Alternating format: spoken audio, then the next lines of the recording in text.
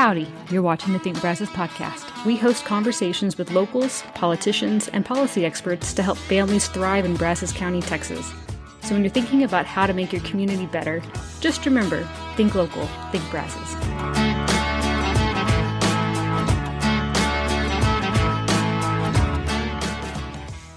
Before we jump in, if you're voting in Brazos County this election, we've put together a free 2026 Brazos Valley candidate guide. It lists every race on the ballot, from federal to local, with a downloadable spreadsheet you can customize and share.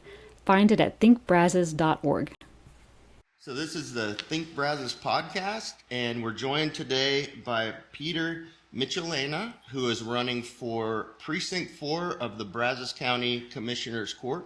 Peter, thank you so much for coming on the Think Brazos podcast. Yeah, awesome. I'm glad to be here, and thank you for having me. So let's start off by going into a little bit of who you are, and then maybe why you're running, that kind of thing. But I want to hear a background, because there are a few things we were talking off screen just now that are really interesting about your background.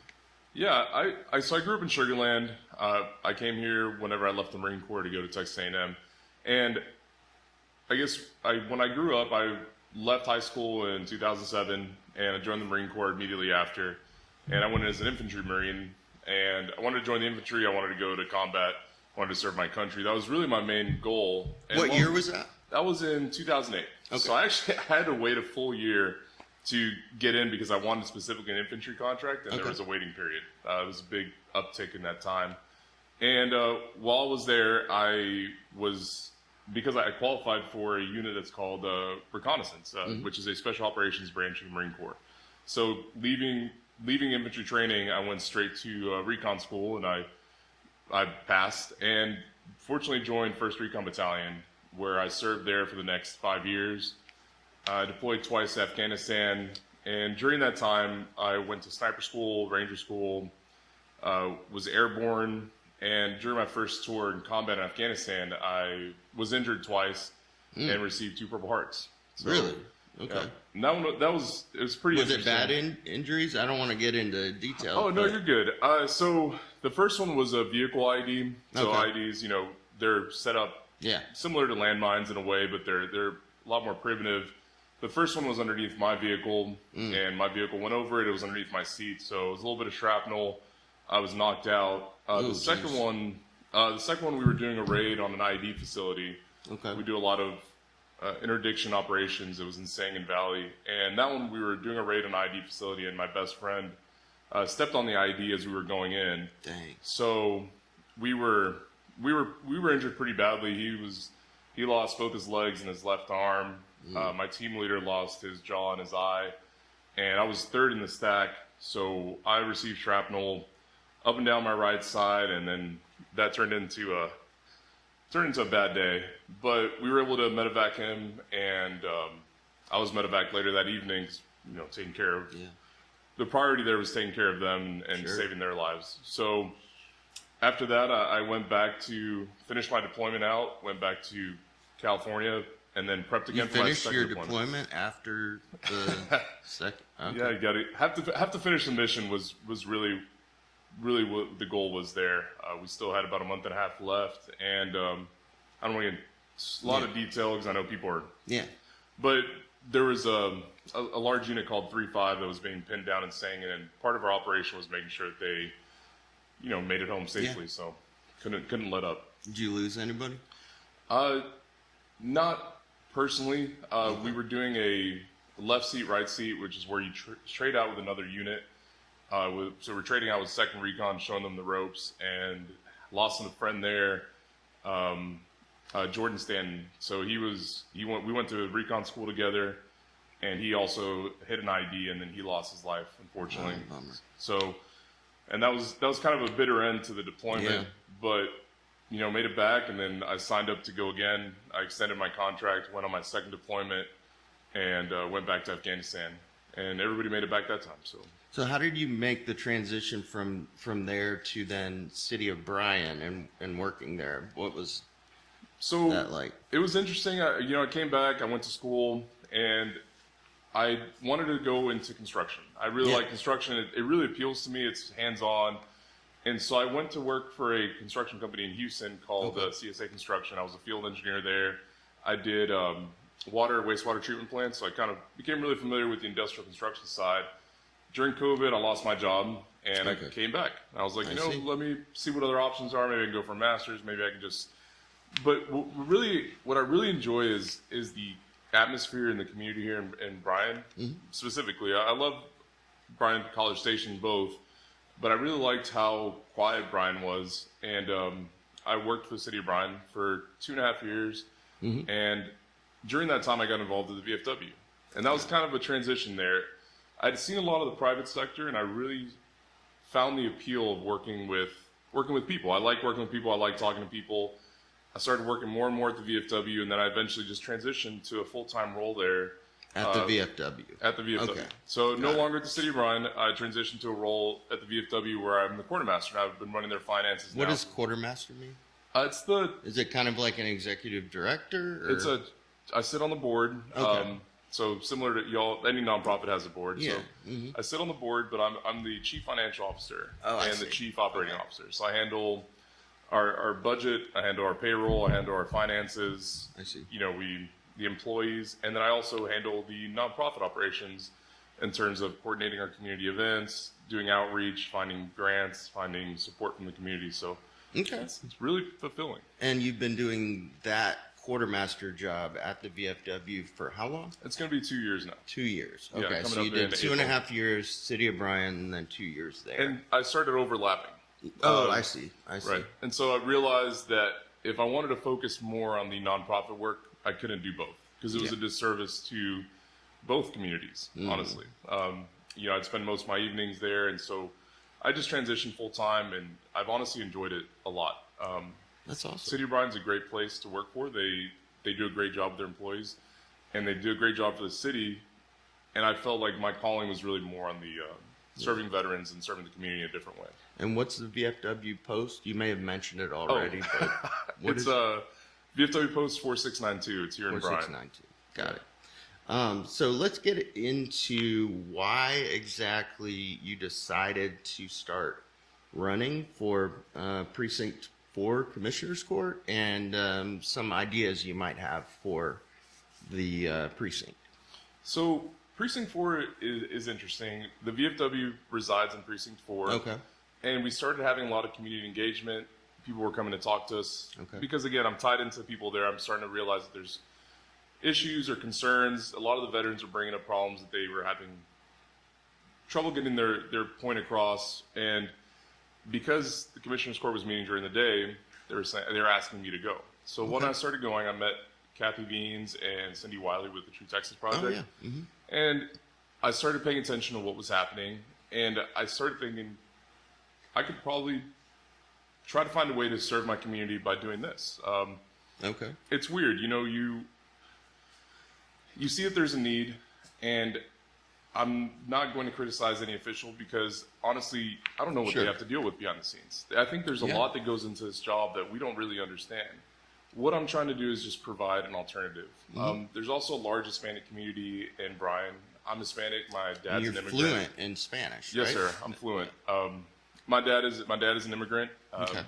He's really my stepdad, but he's raised me since I was 1 year old. So that's my dad. He's raised me, taken care of me, and so I've really felt like the Hispanic population there is maybe underserved, or maybe could just use a lot more support. So I feel like God put this in my life, and that's something that I want to pursue right now.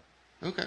So I try to ask a few main questions to all the candidates from Precinct, or that are running for Precinct 4. The first question I wanted to ask is in Precinct 4, what are some of the main challenges that you see that the citizens are facing in Precinct 4? Right. I think that one of the largest challenges coming up to us is the amount of growth that Precinct 4 is facing. Okay. Relish campus is expanding. You have the industrial center that's up north. Precinct 4 has a lot of land that is looking to be developed. And when it comes to citizens that live in Bryan, because again, a majority of the precinct does live in downtown Bryan and the old kind of the old portion of the town. Okay. And housing is a concern. Our tax rates are a concern. And I think that my main concern is what this is gonna look like in 10, 15, 20 years from now. And when I approach this, I'm approaching this from a perspective of an individual that is going to be living here probably for the rest of my life. And I want to make sure that the decisions that are being made are ones that I personally want to live with and the other people around me can live with for the next 20 years. Because I think that when we're managing this growth and we're managing the finances and the transparency that's being communicated from our city officials, there needs to be an accessibility and there needs to be a strong plan for how we're moving forward. Okay.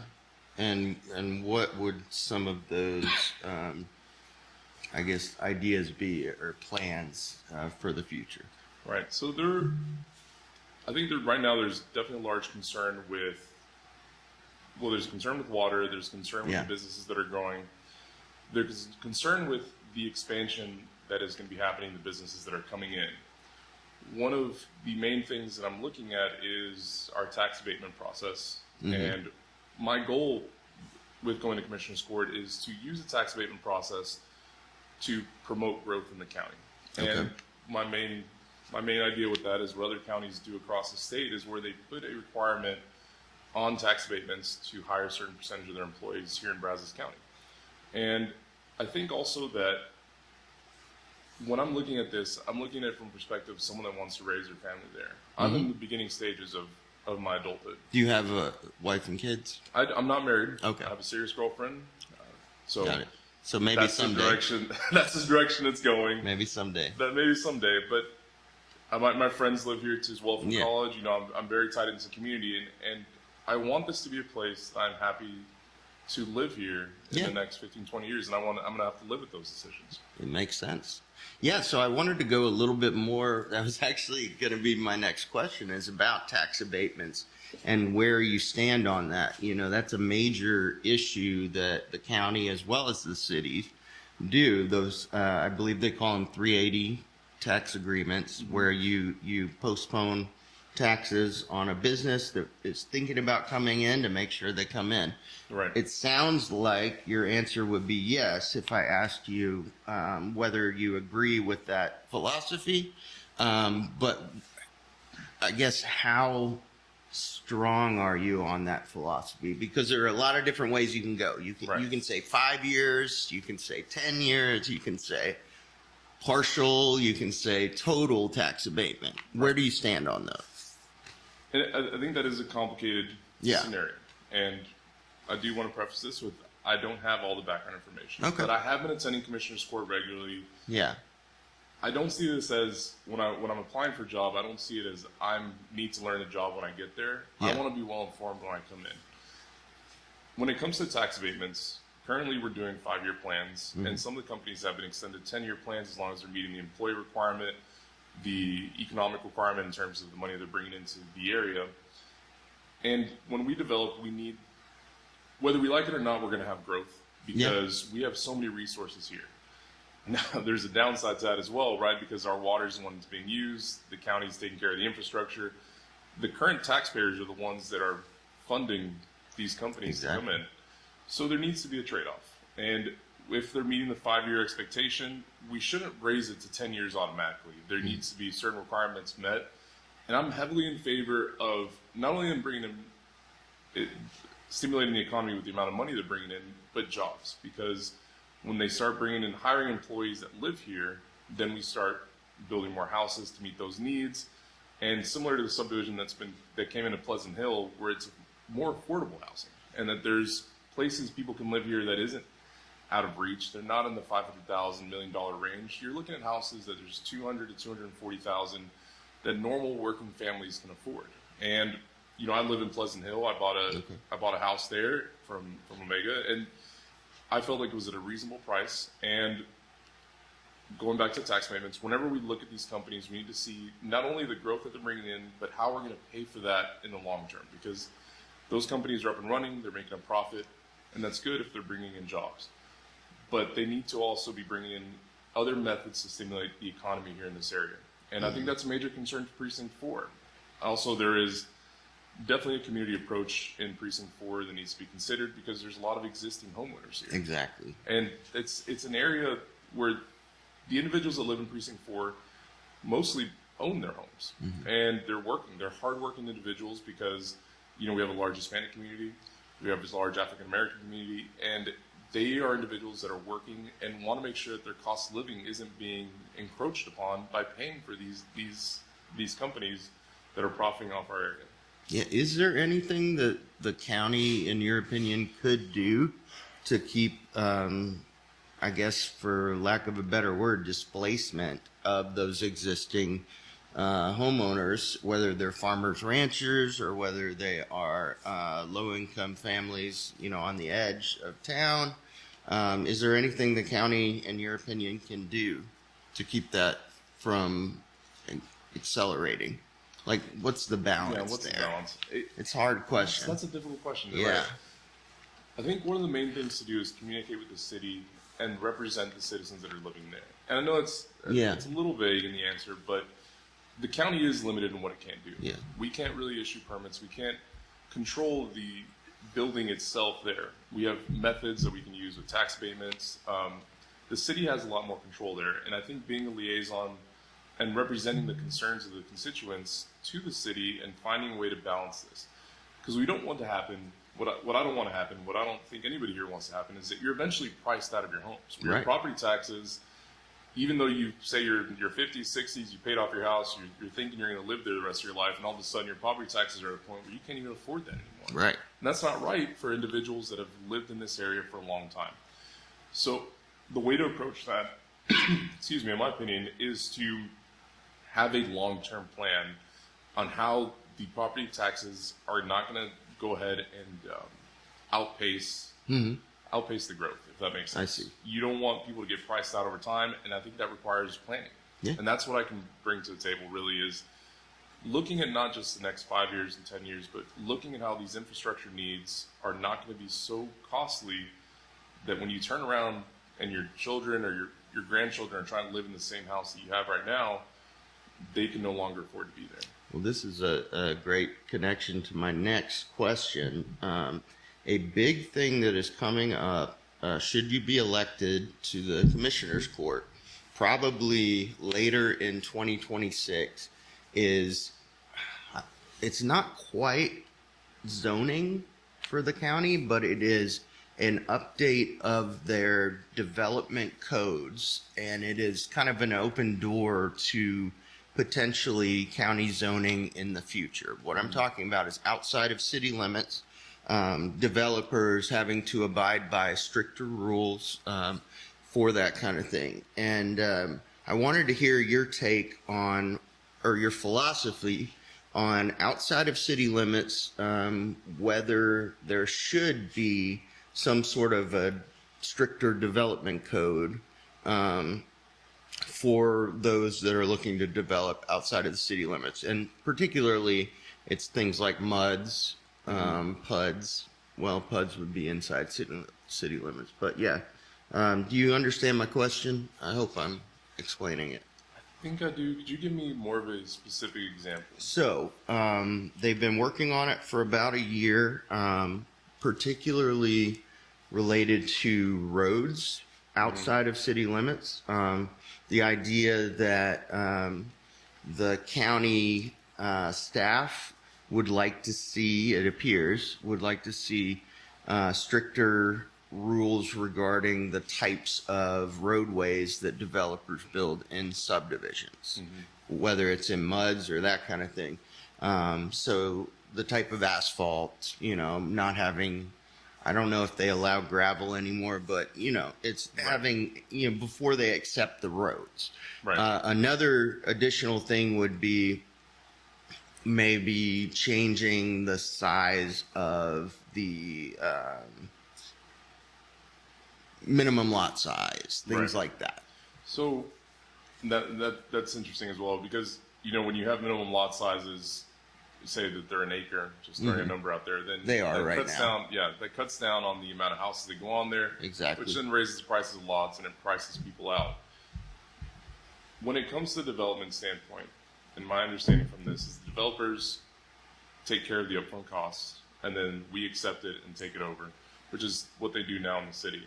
And there needs to be let's touch on the unimproved roads. Unimproved roads are more expensive on upkeep than they are with improved roads, simply because... When you say that, do you mean like gravel? Like gravel roads. Okay. Because if we're maintaining them, then we have to go almost monthly, to go ahead and make sure that they're up to date. That's a good point. That there's gravel on there.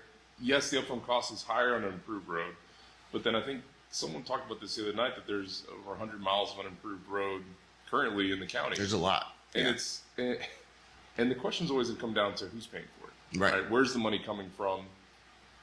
And that's a difficult question, because right now our current budget, we have over $90 million that we've taken out of reserves to pay for capital improvement projects. Okay. And one of my issues as well with the current approach from the Commissioner's Court is that there is not a solid maintenance backlog on what roads actually need to be addressed. So touching back on the lot sizes, I'm always going to be in favor of protecting the property owners. And when I make decisions, I go back to my core values, and it's in terms of fiscal management, and it's what is the cheapest for the taxpayer. And yes, the developers are going to be fronting the upfront costs to take care of the roads and build the infrastructure, which is currently the process in place with the city. The developers pay for the upfront costs, the city approves it, takes it over, and then we handle the maintenance. And I think that keeping a uniform standard with the subdivisions that are being built in the city will make it easier for the builders, and that also will in turn keep the cost affordable moving into the county. I am in favor of allowing lots to be smaller than 1 acre if they want to build subdivisions, because that provides housing for the workers that are coming in from the new Amazon plant that's here, the Brazos campus expansion. They need somewhere to live. Yeah. And that also means that property taxes will be supplementing the revenue. And it's not about increasing property taxes, just being that there's more houses, there's more money coming in, which will hopefully decrease the burden on the taxpayer. Did I answer that? Yeah, I think so. And that brings up another question for me. I'm going to give you an opportunity here in a second to address anything that we didn't cover before, but I do want to get into, cities can no longer just ad hoc annex out in the county anymore. It has to be a developer or an owner that says, comes to the city, this, and basically says, I'd like you to annex me. But we're starting to see more of that. We've got in Precinct 2, we've got Stella Ranch. You're starting to see the city kind of encroaching in the county, in almost a spoken wheel kind of situation. How do you feel about that in terms of rural areas, being annexed by the city through, homeowners? I know that there's not a lot that the county can do about that, but what do you think about that in Precinct 4? Because you might see it again. Yeah, Steve Aldrich actually asked me this question last night, so it's interesting that you bring it up. My understanding is from the state legislature passed the law that gives the property owners the right to decide if they're going to be annexed into the city or not. Right. And I know that there is some controversy around this.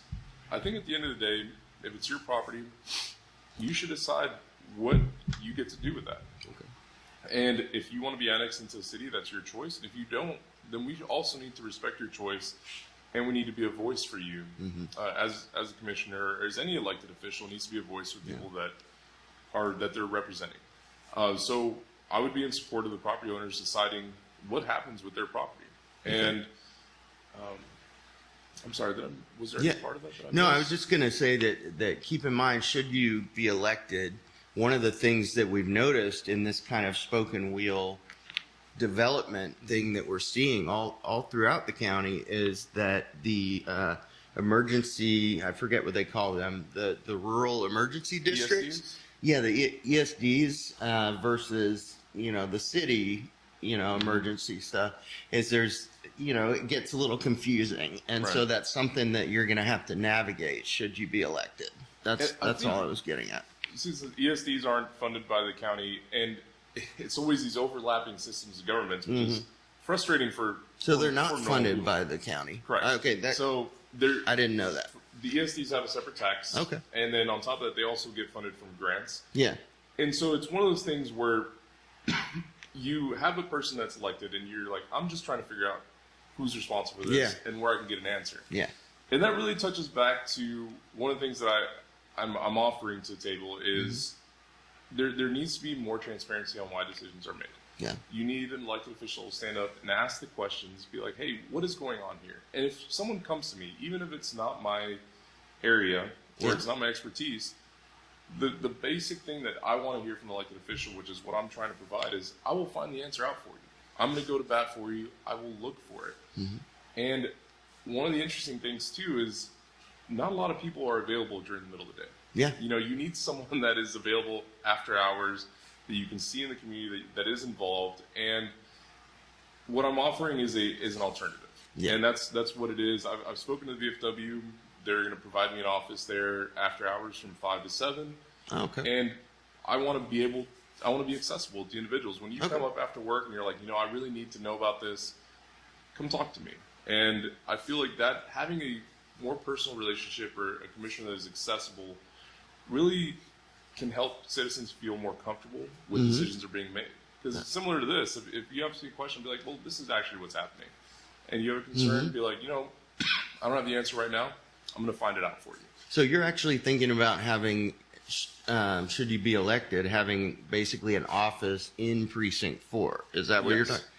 Interesting. The admin building, it's again not accessible to everyone. And on top of that, after 5 o'clock, you're like, okay, I just got off work. Where am I going? And it's at the very least having an office that people in a known location, people know that, hey, I can go here, and at the very least, I'm going to find Peter. They're willing to talk to me and answer that question. Interesting. One of the other goals I had, which I really want more open communication between different organizations. So either Habitat for Humanity, I talked to the Brazos Valley Builders Association about this. I talked to Realtors Association. If you have a concern, again, all these individuals are working during the day. Yeah. Come talk to me. I want to be able to be a liaison. I want to have a quarterly town hall because I feel that in order to represent the people that are living here, you need to understand their concerns and you need to be a voice for them. Yeah. No, that makes total sense. In the couple of minutes we have left, is there anything that we missed that you wanted to quickly discuss? Oh man, I feel like we covered a lot. Yeah, I do. Yeah. If you don't have anything, that's fine. I think the biggest thing is with the amount of growth that is coming, we need to be looking towards the future. We need to be looking at not as what is going to be happening here in the next 5 to 10 years. And I'm not going to make any empty promises about lowering tax rates. I know the new revenue tax rate is something that's been brought up over and over again. Yeah. But if we don't understand what our fiscal spending is, we can't then establish no new revenue tax rate. We need to control what I consider to be the problem right now, which is finding a way to cover our essential services while also planning for the future. And we control the spending, then we control the budget, which then will control the tax rate for the individuals. So I'm not going to be a politician and promise things that I can't deliver on. What I can promise is that I will be accessible. I will work to find the answer, and I'll work with the people that live here in the best way that I can. Okay. So if someone wanted to reach out to you, help your campaign, do you have a website? Do you have email or anything else that they could get in touch with you? Yes. So my website is voteformichelena.com. I know my last name's confusing, but my personal cell phone number is 281-403-3386. Okay. I'm also at the VFW all the time. They probably get tired of seeing me there sometimes, but it creates what I've really enjoyed about it is that over the last 2 years, I know that the VFW has gone through some restructuring, and a lot of that has been imparted because we have such a great team now that is working to change the perception of that, and I am available there. There's plenty of events that we have there, and we're always supporting the community in a nonpartisan way as well. And I want to be able to, I can be approached there, and you can come talk to me and find whatever answers or questions you have. Can you say the post one more time? Yes, post 4692 right off of Harvey Mitchell. Okay, perfect. Well, Peter, it's been great to speak to you today. Again, this has been Peter Michelena running for Precinct 4 of the Brazos County Commissioner's Court. Thank you so much. Thank you, Charles.